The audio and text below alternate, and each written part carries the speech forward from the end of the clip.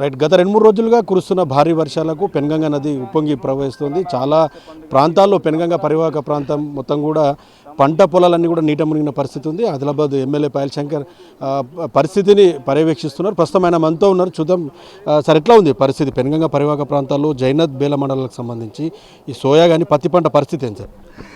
ఇప్పటికే 3 రోజుల నుంచి కురుస్తున్నటువంటి ఈ భారీ వర్షాల వల్ల ఈ జిల్లాలో జైనత్ అదేవిధంగా బేలా ఈ 2 మండలాలను అయితే వందలాది ఎకరాలలో పంటలు మునిగినట్టు ఇప్పటికే ప్రాథమిక సమాచారం వచ్చింది. మహారాష్ట్ర నుంచి వస్తున్నటువంటి వరద ఈ ముప్పోల పెనుగంగ నది పరివాహక ప్రాంతం అంతా కూడా పూర్తిగా ఇప్పటికే మునిగింది. ఇప్పటికే రైతు దాదాపు 70-80% పంట మీద పెట్టుబడి పెట్టి ఇంకొక నెలలోపు పంట చేతికి వస్తుందన్నటువంటి సమయంలో ఈ పంట మునగడం రైతుకు చాలా బాధాకరం. మేము మొదటి నుంచి కూడా ప్రభుత్వానికి కొంత సూచన చేస్తూ వస్తున్నాం. ఇటువంటి సమయంలో రైతు కొంత భరోసాగా ఉండాలంటే ప్రధానమంత్రి ఫసల్ బీమాలో ప్రభుత్వం భాగస్వామ్యం కావాలి. రైతులను భాగస్వామ్యం చేస్తే కానీ ఇటువంటి విపత్కర సమయంలో రైతులు మరి కొంత నిబ్బరంగా ఉండలేనటువంటి పరిస్థితుల్లో ఉంటారు అంటే ప్రభుత్వం పెడచెవిన పెట్టింది మా సలహాని సూచనని. మరి ఇప్పటికీ వాతావరణ లెక్కల ప్రకారం వర్షపాతం కానీ మిగతా లెక్కలన్నీ చూసుకుంటే ఈ ప్రధానమంత్రి ఫసల్ బీమాలో ప్రభుత్వం ఇన్వాల్వ్ అయి ఉంటే ఇప్పటికీ ఎకరానికి 20,000-25,000 రూపాయలు ప్రతి ఎకరాకు సంబంధిత కంపెనీ నుంచి రైతుకు పరిహారం వచ్చేది. అటువంటి సమయంలో ప్రభుత్వం మీద కూడా భారం పడేది కాదు. ఏదైనా ఇటువంటి విపత్కర సమయంలో రాష్ట్ర ప్రభుత్వం పూర్తిగా రైతులకు అండగా ఉండాలి. ఇప్పటికే కేంద్ర ప్రభుత్వం స్పష్టంగా నిన్ననే అమిత్ షా గారు గౌరవ ముఖ్యమంత్రి గారు కూడా ఫోన్లో మాట్లాడి చెప్పడం జరిగింది. ఏదున్నా కూడా రాష్ట్రానికి మేము అన్ని రకాలుగా అండగా ఉంటాం, ఎప్పుడూ అప్రమత్తంగా ఉండండి ఎప్పటికప్పుడు అని రాష్ట్ర ప్రభుత్వానికి కూడా కేంద్ర ప్రభుత్వం చెప్పడం జరిగింది. ఈ పెనుగంగ పరివాహక ప్రాంతం ఉన్న కూడా ప్రత్యేకంగా జైనత్ బేలా ఈ 2 మండలాలలో పూర్తిగా ఎప్పుడు కూడా ప్రతి సంవత్సరం ఇదే రకమైనటువంటి పరిస్థితి ఉంది. మరి దీన్ని నివారించాలంటే నిపుణులైతే గతంలో ఈ పెనుగంగ నదిపై పెద్ద ప్రాజెక్టు కడితే కానీ వరదల నివారణ సాధ్యం కాదు అని గతంలో నిపుణులు చెప్పడం జరిగింది. తర్వాత మరో మార్గం ఏంటంటే ఈ సముద్రం పక్కన కానీ మిగతా కొన్ని ఏరియాలలో కరకట్టలు ఏ రకంగానైతే నిర్మిస్తారు ఆ రకమైనటువంటి రిటైనింగ్ వాల్ సీసీతోని ఎక్కడైతే లోతట్టు ప్రాంతం ఉందో ఎక్కడైతే బ్యాక్ వాటర్ మరి పోయేటటువంటి అవకాశాలు ఉన్నాయో ఆ ఏరియాలో డీటెయిల్ సర్వే చేసి మరి సీసీ ద్వారా రిటైనింగ్ వాల్స్ కరకట్టల్లాగా నిర్మిస్తేనే ఇటువంటి వరదలను నివారించడానికి అవకాశం ఉంది. కాబట్టి ఏది ఏమైనా ఇటువంటి విపత్కర సమయంలో కేంద్ర రాష్ట్ర ప్రభుత్వాలు సంయుక్తంగా రైతులను ఆదుకోవడానికి సిద్ధంగా ఉన్నాయి. ఇప్పటి వరకు అయితే ఎక్కడ కూడా ప్రాణ నష్టం జరిగినట్టు సమాచారం లేదు.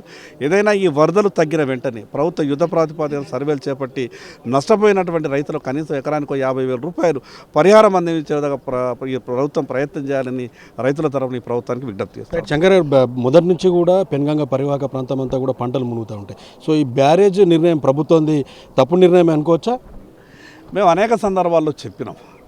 కేవలం కొన్ని తాత్కాలిక వ్యవహారాలతోని ఈ రకమైనటువంటి చర్యల వల్ల రైతులకు న్యాయం జరగదు. ఈ పరివాహక ప్రాంతం అంతా కూడా ముప్పు నుంచి మరి బయటపడాలంటే కేవలం పెద్ద ప్రాజెక్టు కడితేనే సాధ్యమవుతుందని గతంలో నిపుణులు చెప్పడం జరిగింది. సరే, ఉటావుట్న ఈ ప్రభుత్వము లిఫ్ట్ ఇరిగేషన్ అనేది Kota Chanaka project lift irrigation మొదలు పెట్టుకున్నది. అది కూడా పూర్తి స్థాయిలో దాన్ని నిర్మించక ఎక్కడిదక్కడ ల్యాండ్ ఎక్విజిషన్ లేక ఈ 100,000 కోట్ల రూపాయలు దాదాపు 14,000-15,000 కోట్ల రూపాయలు ఖర్చు పెట్టినా కూడా ఒక ఎకరం కూడా ఆయకట్టు ఇంకా కూడా సాగులోకి రాలేదు. ఒక ఎకరం ఆయకట్టు సాగులోకి రాగా ఇంకా ఇప్పటికే 8-10 కోట్ల రూపాయల కరెంటు బిల్లు అయినట్టు ప్రభుత్వం లెక్కలు చెప్తా ఉంది. ఏది ఏమైనా మెగా ప్రాజెక్టు కడితే కానీ ఈ పెనుగంగ నదిపై ఈ యొక్క వరదని మనం కంట్రోల్ చేయలేమని గతంలో నిపుణులు చెప్పారు. సరే, ఆ పెనుగంగ పెద్ద మెగా ప్రాజెక్టు కట్టాలంటే మహారాష్ట్ర అదేవిధంగా తెలంగాణ రాష్ట్ర ప్రభుత్వాల సంయుక్తంగా నిర్ణయం కావాలి. కానీ కనీసం ఈ ఆంధ్ర ఏదైతే సముద్రం పక్కన కరకట్టల నిర్మాణం ఉన్నదో ఆ కరకట్టల నిర్మాణం తీరు ఇక్కడ లోతట్టు ప్రాంతాలను గుర్తించి వెంటనే ఆ యొక్క సీసీ రిటైనింగ్ వాల్స్ కడితే కానీ ఈ యొక్క నదీ పరివాహక ప్రాంతాన్ని రక్షించలేము. అందుకే ప్రభుత్వం ఈ వరదలు తగ్గిన వెంటనే ఆ యొక్క సర్వేలు చేపట్టి అవసరమైతే దీనికి కేంద్ర రాష్ట్ర ప్రభుత్వాలు సంయుక్తంగానైనా సరే ఈ యొక్క పెనుగంగ పరివాహక ప్రాంతాన్ని కాపాడుకునే విధంగా ప్రయత్నం చేయాలని ప్రభుత్వానికి విజ్ఞప్తి చేస్తారు. శంకర్, మహారాష్ట్ర అధికారులతో ఏమన్నా మాట్లాడారు? ఎప్పుడు కూడా కోఆర్డినేషన్ లోపం కనిపిస్తుంది. పెనుగంగ ఎక్కువ వచ్చినప్పుడు మహారాష్ట్ర కానీ మన అధికారులు ప్రభుత్వంతో ఎవరితోనన్నా మాట్లాడారు? నేను జిల్లా కలెక్టర్ గారికి కూడా ఈరోజు ఉదయమే ఫోన్లో మాట్లాడిన, రాత్రి కూడా చెప్పిన అవసరమైతే మహారాష్ట్ర ప్రభుత్వంతో మహారాష్ట్ర అధికారులతో ఎప్పటికప్పుడు సంప్రదింపులు చేసుకొని అక్కడ ఉన్నటువంటి నీటి మట్టాన్ని మిగతా క్యాలిక్యులేషన్స్ అన్నీ కూడా ఎప్పటికప్పుడు చేసుకోవాలని, అదేవిధంగా తెలంగాణలో ఉన్నటువంటి మత్తడవా కానీ సాత్నాలవా కానీ 2 ప్రాజెక్టుల మీద వస్తున్నటువంటి ఇన్ఫ్లో క్యాలిక్యులేషన్ కూడా సరిగ్గా ఎప్పటికప్పుడు గంటల కొద్దీ ఆ నీటిని విడుదల చేసే విషయంలో కూడా ఎప్పటికప్పుడు అప్రమత్తంగా ఉండాలని కలెక్టర్ గారికి చెప్పడం జరిగింది. కలెక్టర్ గారు కూడా ప్రత్యేకంగా దానికి సంబంధిత 2 అధికారులను కేటాయించడం, మహారాష్ట్రతో కూడా కోఆర్డినేషన్ చేసుకుంటామని కలెక్టర్ గారు చెప్పడం జరిగింది. Right, thank you sir. So చూడొచ్చు, ఇది పెనుగంగకు సంబంధించిన పూర్తి స్థాయిలో ప్రవాహం అనేది పెరుగుతుంది. ఇప్పటికే ఎమ్మెల్యే పూర్తిగా అధికారులతో కానీ మహారాష్ట్ర అధికారులతో కూడా సంప్రదింపులు జరుపుతున్నారు. సో శాశ్వత పరిష్కారం పెన్గంగా ఎక్కడైతే పరివాహక ప్రాంతంలో నష్టం జరుగుతుందో అక్కడ కరకట్టలు నిర్మిస్తేనే ఏపీ తరహాలో కొంత రైతులకు ఉపశమనం కలుగుతుంది, నష్టం తక్కువ జరుగుతుందని చెప్తున్నారు.